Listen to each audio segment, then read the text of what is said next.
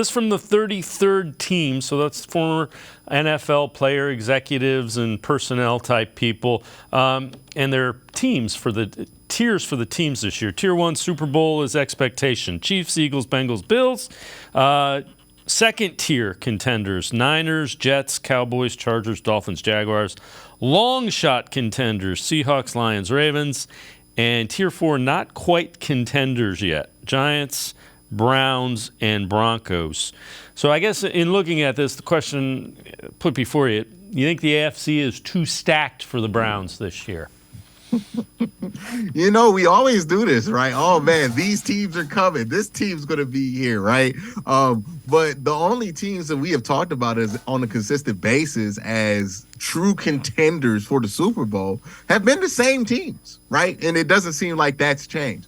We've been talking about the Chiefs since 2018. The Bengals have been to 2 AFC championship games at this point. The Bills have been in the playoffs for like forever. Remember when they had a playoff drought? It seems like they've been in the playoffs for like the last 8 years or whatever it's been since Tyrod got them there.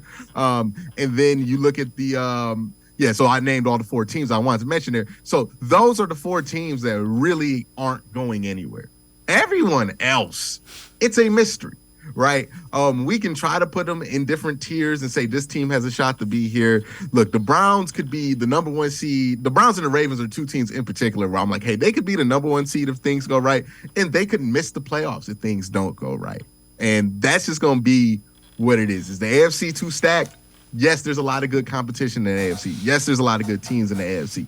But I think at the end of the day, how many wins is it going to take you to get into the playoffs? The same amount it's taken for the last 3 years.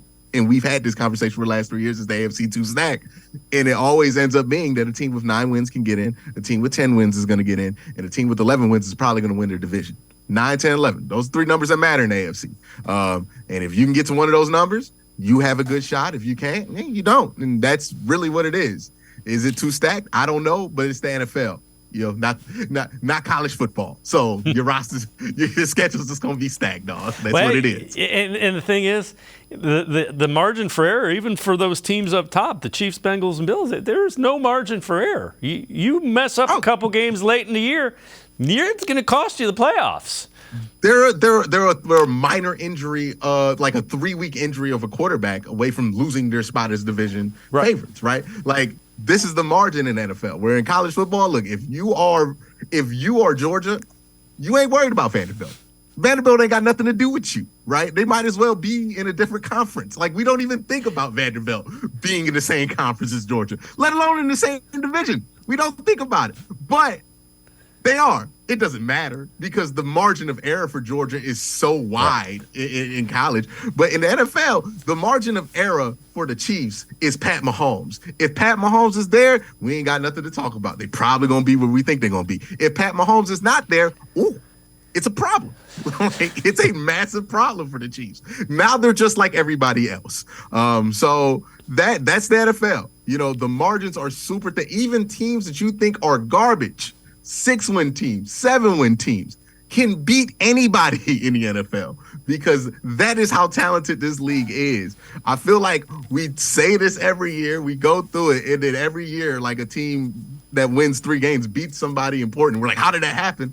Because the league is really talented. Like, these teams that stink, they're really not that bad, but they just aren't good at the elite level, so they don't end up winning most of their games.